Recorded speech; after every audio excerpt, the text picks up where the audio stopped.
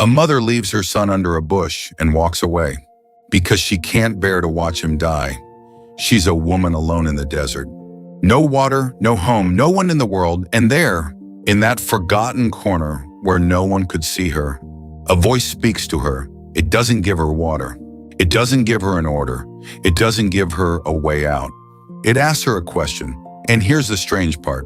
God already knew the answer. He knew it before he asked. And once I noticed that, I couldn't stop seeing it. It's everywhere, all through the Bible. The God who knows everything keeps asking questions. A man hiding among the trees, he gets a question. A man who'd spent 40 years believing his life was over, a question. A woman who learned to hide from people's eyes. A prophet who had achieved everything and only asked to die. A man already back in his old life, defeated. Every one of them was certain their story had ended. And every time, instead of the ending they expected, the same thing came. Not a punishment, not an explanation, a question. Why does a God who knows absolutely everything spend the entire Bible asking questions? I went looking for the answer. It was hiding in 6 scenes, and in a single Hebrew word. It all begins in a garden. A man and a woman do the one thing forbidden to them.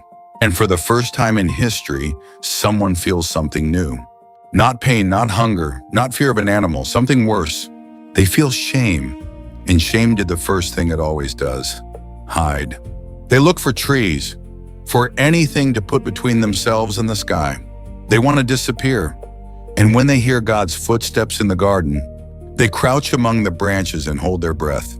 The first man hiding, holding his breath, praying the only voice that truly knew him would pass by. Now look at what God does not do. He doesn't send down lightning. He doesn't shout from the sky. He doesn't split the trees to drag him out. He walks. He comes down into the garden and walks slowly, like someone searching for a person he loves and doesn't want to frighten. And he asks, "Where are you?" In Hebrew, it's a single word, Ayeka. And he knew exactly where Adam was. He saw every step toward the bushes. He heard every leaf move, and still he asked. Adam hid because he thought hiding was all he had left. That this branch, this fear, this silence were the final scene of his story. It wasn't the end. That was the first question in the Bible. It wasn't the last. Now a huge leap in time, and a man nothing like Adam. Moses wasn't hiding. Moses had already given up. He grew up in a palace with a name, fine clothes, a future. He lost it all in one day, over one mistake, and fled into the desert, and there he stayed, 40 years, tending sheep that weren't his, on land that wasn't his. 14,000 days all the same, until he stopped counting. Long enough to convince yourself your life has already happened, somewhere else. Without you. A man who no longer lifts his eyes to the horizon because he stopped expecting anything from it. Then on an ordinary day, something impossible, a bush that burns and is not consumed. He comes closer, staff still in his hand, and again a voice. No announcement, just a question, almost absurd. What is that in your hand? A simple shepherd's stick, the same one he'd carried for 40 years. God could see it perfectly, and still he asked, so that this man, after 40 years of staring at the ground, would look again at the one thing he had left, and stop seeing a failure stick. Moses believed the best of him lay buried in the sand. And for the first time in 40 years, he lifted his eyes. 2 questions now, and neither of them was asking for information. The next one wasn't a man, and her story doesn't happen in a desert, but in a town.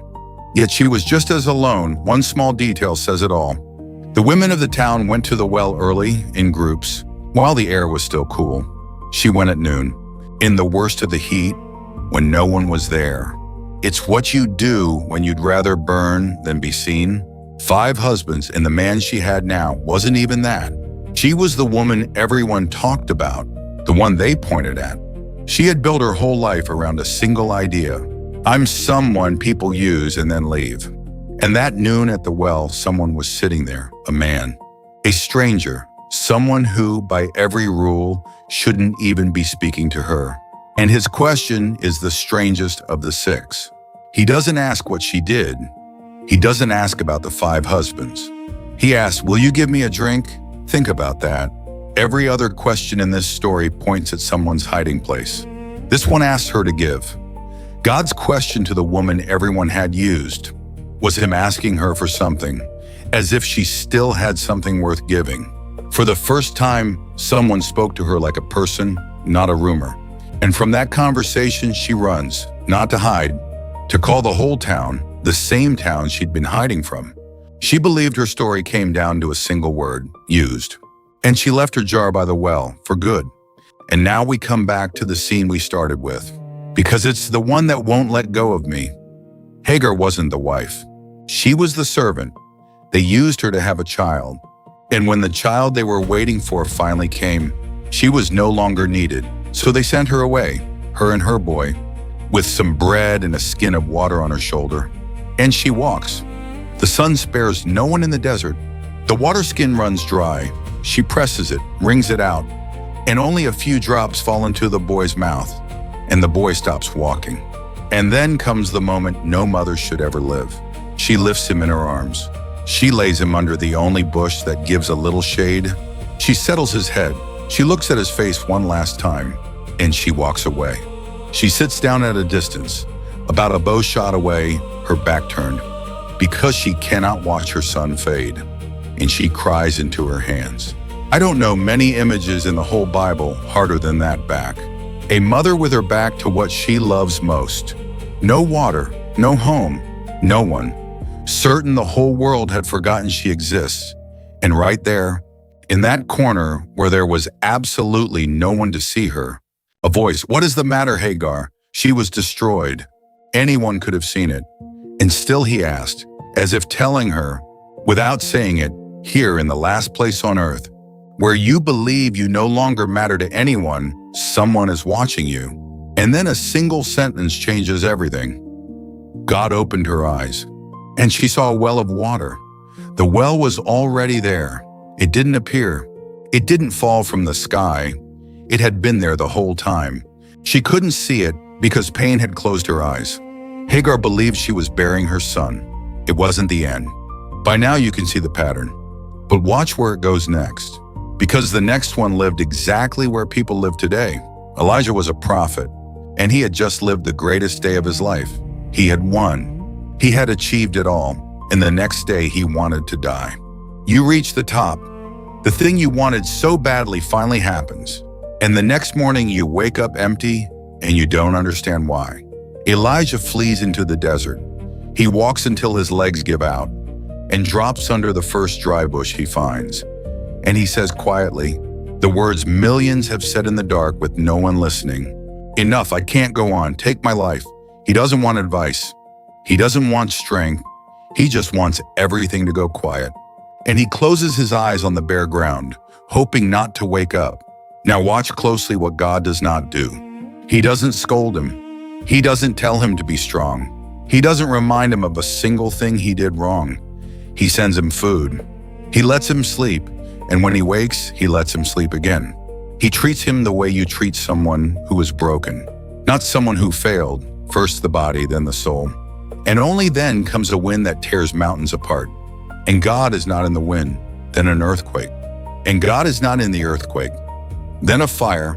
And God is not in the fire. And after the fire, a whisper.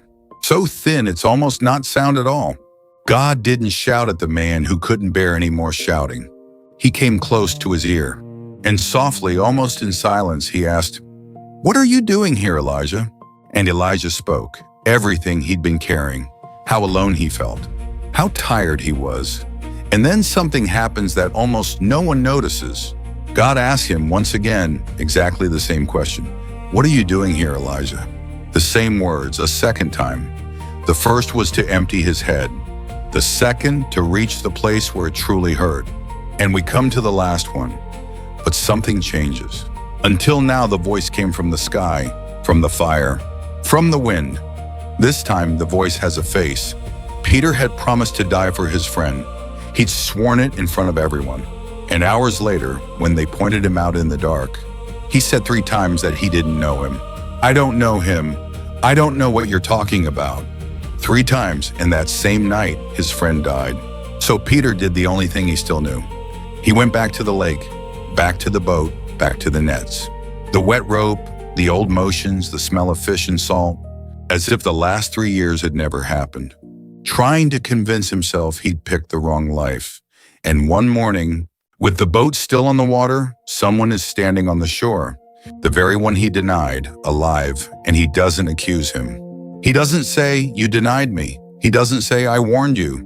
He asks him a question. "Do you love me?" Peter says yes. And the question comes back, "Do you love me?" And it comes back once more. 3 times, one for each denial, not to sink him, to give back one by one, the 3 times he broke. He didn't ask why he failed. He didn't ask if he was sorry. He asked if he still loved, and Peter, who had gone back to the lake to disappear, left the nets on the sand that morning. He thought he was going back to his old life. It wasn't the end. Now look at them, Adam in the branches, Moses in the sand. The woman at the well, Hagar, her back turned, Elijah under his bush, Peter in his boat, 6 people certain their story was over, 6 questions. And here's what took me longest to see. It was never 6 questions. It was 1. "What is that in your hand?" "Shumonturm, that's where are you?" asked to a man buried alive in a desert. "Will you give me a drink?" "Where are you?" asked to a woman hiding at noon. "What is the matter, Hagar?" "Where are you?" asked to a mother who thought no one could see her. "What are you doing here, Elijah?" That one barely even bothers to hide it. And by the shore of a lake, "Do you love me? Do you love me? Do you love me? Where are you, Peter?" Every question God asks in the Bible is the same question, wearing different clothes. The first one, "Ayeka, where are you?" Because God had the answers. He could have come down and explained how every story ended. But an answer closes the door, a question leaves it open. It doesn't tell you how your story ends. It asks whether you really want it to end there. That's why he never came with answers. He came with one question, and that question is still being asked thousands of years later. Not because he doesn't know where you are, because maybe you've already decided your story is over, that the best is behind you. I don't know where you are right now. Maybe you're the mother in the dust, her back turned, certain this is the end, while the well is already there, a few steps away, waiting for your eyes to open. Every one of them was certain they had reached the end. It almost never was. And here's the last thing I found. The Bible has an answer to that question. One word. The word Moses said at the burning bush before God asked him anything at all. Hineni. It just means, "Here I am." The word you say when you stop hiding. The question has already been asked. The only voice that can answer it is yours. Ayeka, where are you?